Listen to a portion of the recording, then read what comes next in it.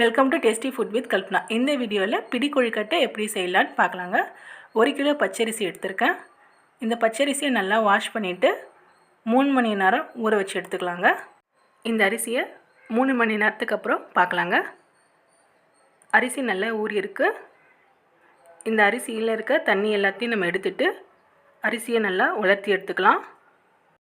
ஒரு cotton cloth எடுத்துக்கலாம். வீட்டுக்குள்ளே இருக்க ஃபேன் காற்றுலேயே இந்த அரிசியை ஒரு 15 நிமிஷம் நல்லா காய விட்டு எடுத்துக்கலாங்க. அரிசியை நல்லா கலரி விட்டுடலாம். தண்ணி எதுவும் இல்லாமல் இந்த மாதிரி எடுத்துக்கணும். இந்த அரிசியை ரொம்ப நேரம் காய விடக்கூடாது. ஓரளவுக்கு ஈரப்பதம் இருக்கணும். அரிசியை கையில் தொட்டி எடுக்க சொல்ல கையில் அரிசி ஒட்டணும். இந்த ஸ்டேஜில் நம்ம மிஷினில் கொடுத்து அரைச்சி எடுத்துகிட்டு வந்துடணும். கம்மியான அளவாக இருந்தால் நம்ம வீட்டில் இருக்க மிக்சிலே அரைச்சி எடுத்துக்கலாங்க. நான் மிஷினில் கொடுத்து அரைச்சி எடுத்துகிட்டு வந்திருக்கேன். இந்த பச்சரிசி மாவை ஒரு வானலில் ஆயில் எதுவும் சேர்க்காமல் வறுத்து எடுத்துக்கணுங்க. இந்த மாவில் இருக்க ஈரப்பதம் போகிற வரைக்கும் நல்லா வறுத்து எடுத்துக்கணும். இந்த வறுத்த மாவை ஒரு டப்பாவில் போட்டு 1 மாதம் வரல நம்ம ஸ்டோர் பண்ணி வச்சுக்கலாம். இந்த வறுத்த மாவில் கொழுக்கட்டை, இடியாப்பம், ஓட்டை வடை எல்லாமே செஞ்சு சாப்பிட்லாங்க. மாவு நல்லா வறுபட்டிருக்கு. இந்த மாதிரி உதிரி உதிரியாக வரணும். இந்த மாவு 1 மாதம் வரைக்கும் நல்லா இருக்கணும்னா மாவை நல்லா வறுக்கணுங்க.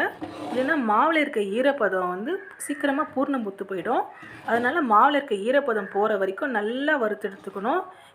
மாவு இந்த மாதிரி உதிரி உதிரியாக விழணும்.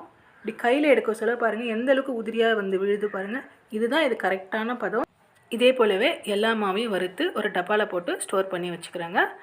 இப்போ கொழுக்கட்டை மாவு ரெடி பண்ணியாச்சு. கொழுக்கட்டை எப்படி செய்யலான்னு பார்க்கலாங்க. 2 கப் அளவு அரிசி மாவு எடுத்திருக்கேன். நல்லா சலிச்சு எடுத்திருக்கேன். அடுத்தது வேர்க்கடலையை மிக்சியில் சேர்த்து 1 பாதியமாக தூள் பண்ணியிருக்கேன். இதையும் இந்த அரிசி மாவோடவே சேர்த்துக்கலாங்க. தேங்காய் துருவலை சேர்த்துக்கலாம். அடுத்தது 1 கப் அளவு வெல்லம், 2 கப் அளவு பச்சரிசி மாவு, 1 கப் அளவு வெல்லம், 1 கப் அளவு தண்ணி. இந்த வெல்லத்தில் இந்த தண்ணி சேர்த்து வெல்லம் கரையிற வரைக்கும் சூடு பண்ணிக்கலாங்க.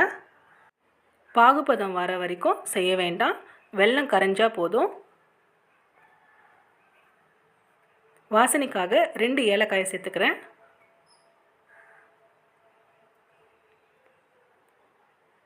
கொஞ்சோண்டு உப்பு சேர்த்துக்கிறேன். வெல்லம் கரைஞ்சிடுச்சு. இதை மாவில் சேர்த்துக்கலாங்க. வடிகட்டி சேர்த்துக்கலாம்.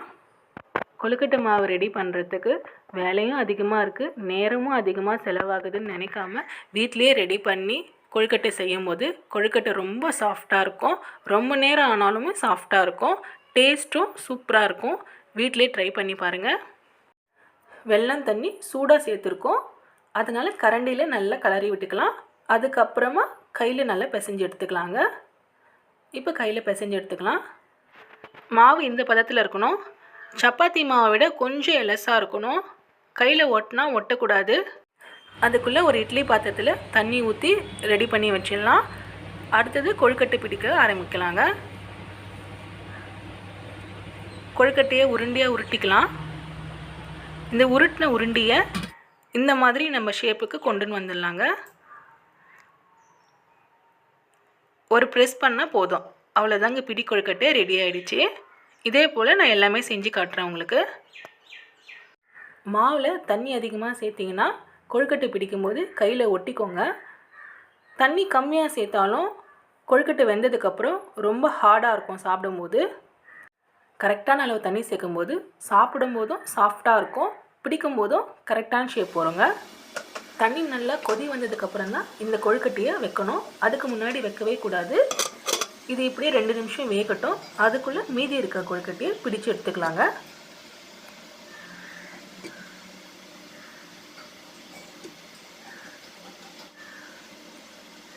இதே போலவே எல்லா கொழுக்கட்டையும் பிடிச்சு எடுத்துக்கலாங்க.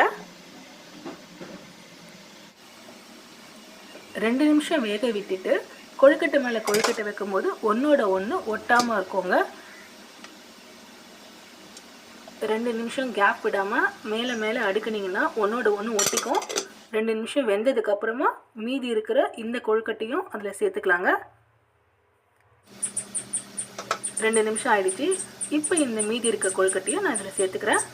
இந்த மாதிரி செய்யும்போது கொழுக்கட்டை ஒன்றோட ஒன்று ஒட்டாது. நீங்கள் எவ்வளோ கொழுக்கட்டை அடுக்குனாலும் ஒன்றோட ஒன்று ஒட்டாமல் நல்லா வரும். அடுப்பை மீடியமான ஃப்ளேமில் வச்சு 20 நிமிஷம் வேக வைக்கணும். இப்போ 20 நிமிஷம் ஆயிடுச்சு. ஓப்பன் பண்ணி பார்க்கலாங்க. கொழுக்கட்டை பாருங்கள் நல்லா வெந்திருக்கு. கொழுக்கட்டை வெந்திருக்கான்னு செக் பண்ணிடலாங்க. கொழுக்கட்டை ரொம்ப சாஃப்டாக இருக்குது, நல்லா வெந்திருக்குங்க. இதை ஒரு பாத்திரத்தில் மாற்றிக்கலாங்க. கையில் எடுக்கும்போது ஒன்றோட ஒன்று ஒட்டாமல் எவ்வளோ சூப்பராக வருது பாருங்கள். இந்த பிடி கொழுக்கட்டை வீடியோ உங்களுக்கு பிடிச்சிருந்தா நம்ம சேனலை சப்ஸ்கிரைப் பண்ணிவிடுங்க. சேனலை சப்ஸ்கிரைப் பண்ண நல்ல உள்ளங்களுக்கும் பார்க்குற வியூவர்ஸ்க்கும் ரொம்ப நன்றிங்க. இந்த வீடியோ பிடிச்சிருந்தா லைக் பண்ணுங்கள், ஷேர் பண்ணுங்கள், கமெண்ட் பண்ணுங்கள். அடுத்த வீடியோவில் நான் உங்களை சந்திக்கிறேன்.